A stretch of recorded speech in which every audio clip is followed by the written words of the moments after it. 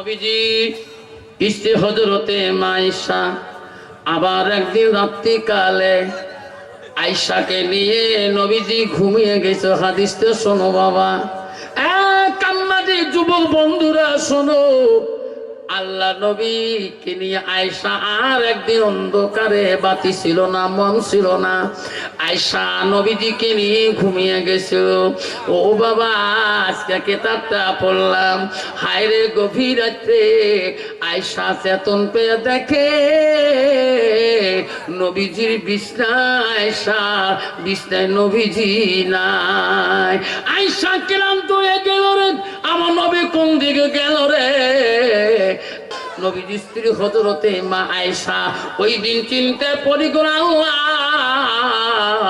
আজকে হঠাৎ করে নবী কেন আমার বিছনার থেকে না হয়ে গেল। আয়েশা চোখের পানি আর টান সয় না। হযরতে মা আয়েশা অন্ধকারে ঘরে কান্দে রে, আমার নবী তো ঘরত নাই, আমার নবী কারো বাড়িতে গেলে আমাকে আয়েশা বলি যায় এত রাইতে নবী কোন দিকে যাবে রে। আয়েশা খোঁজা শুরু করলো, কান্দে, আমার নবী কোনো দুশ্মন ক্ষতি করলো নাকি। আয়েশার এত ভালোবাসা নবীর অন্তরে ছিল গো। আয়েশা চতুর্দিকে খবর নিল, আমার নবী মসজিদ ছাড়া কোনো দিকে যাবে না। হযরতে মা আয়েশা মসজিদের দিকে খবর নিল, আমার নবী কোনো মসজিদ তো যায় নাই। আয়েশা চোখের ভরা চোখের পানি দিয়ে কান্দে, আল্লাহ আমার নবী কোনো মসজিদে যায় না। আয়েশা মা সিদ্দিকা গভীর রাত্রিতে ওই আয়েশা রাস্তা দিয়ে যায়, পূর্ণিমা রাত্রি গো, ওই জান্নাতুল বাকি একটা কবরস্থান আছে বাপ, ওই জান্নাতুল বাকির দিকে মা আয়েশা একবার রাত্রিকালে তাকায়। হযরতে মা আয়েশা জান্নাতুল বাকির দিকে তাকে দেখে একটা সুন্দর মানুষ দেখা যায়। আমার মা আয়েশা বলছে এটা হবে আমার নবী। আমার নবী এত রাইতে কবরস্থানে কেন আছে রে। আয়েশা আড়ালে জান্নাতুল বাকি কবরস্থানে থাকি আড়ালে শোনে আমার নবী কাঁদতেছে এত রাইতে।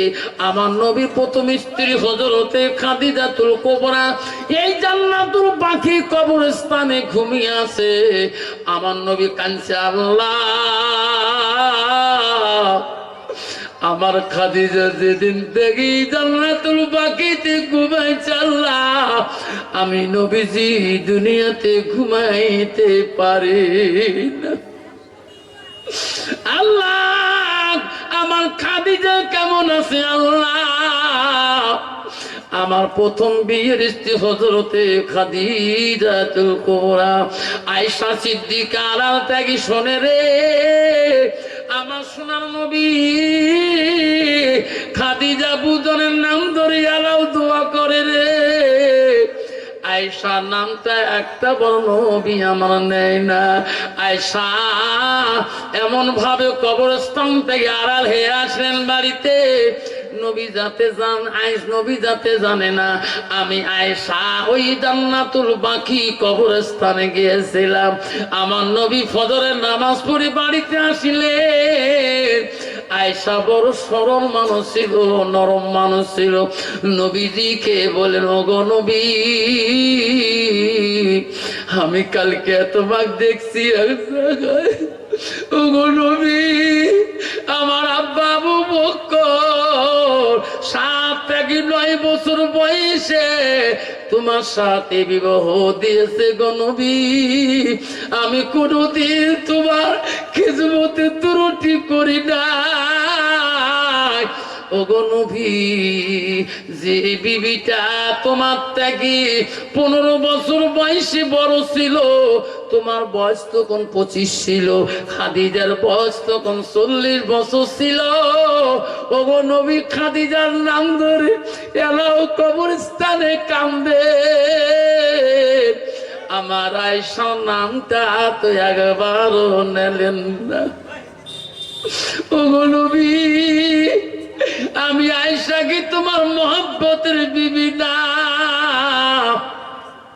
খাদিজা একজন বুড়ি স্ত্রী ছিল, তোমার থেকে বয়সে বড় ছিল।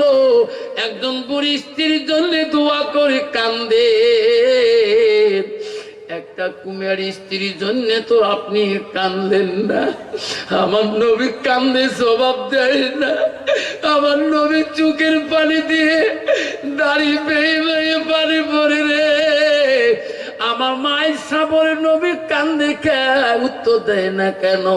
আমার নবীর কাছে আয়েশা বলল, ইয়া রাসূলুল্লাহ, আমি তোমার কোনো কঠিন প্রশ্ন করি নাই। ওগো নবী গো, ওগো নবী, আপনি কান্দেন কে? আমার নবী বলছে, আয়েশা তুমি কি কথা বললি? আয়েশা ভাবলো রে, আমার নবীর রুমগুলা, শরীরের রুমগুলা কেন খারাপ হয়ে যায়? আমার নবীর মাথা চুল কেন আজকে খারাপ হয়ে যায়? আমার মা আয়েশা আম্মাজন নবীর কাছে ক্ষমা আছে গেল।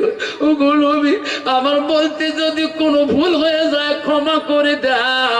তখন শুনে নবী বলে, আয়েশা, আমার খাদিজা কেন তুমি বুড়ি বললি? আয়েশা রে, আমার খাদিজা তুই কেন বুড়ি করলি আমার সামনে? আয়েশা, আমার খাদিজার জীবনে যত কিছু করে গেছে আয়েশা, আমার খাদিজার জীবনের কষ্ট, ও আয়েশা, আমার খাদিজার একদিনের কষ্ট তুমি সারা জীবন যদি করো, আমার খাদিজার একদিনের কষ্টর সমতুল্য হবে না। আয়েশা রে, আমার খাদিজা জীবনে যত দুঃখ করেছে আয়েশা, তুমি আয়েশা সারা জীবন যদি দুঃখ করো, আমার খাদিজার একদিনের দুঃখর সমতুল্য হবে না। আয়েশা তুমি জানো না, আমার খাদিজা হইল দুঃখের দিনের বিবি, আর তুমি আয়েশা হলি সুখের দিনের বিবি।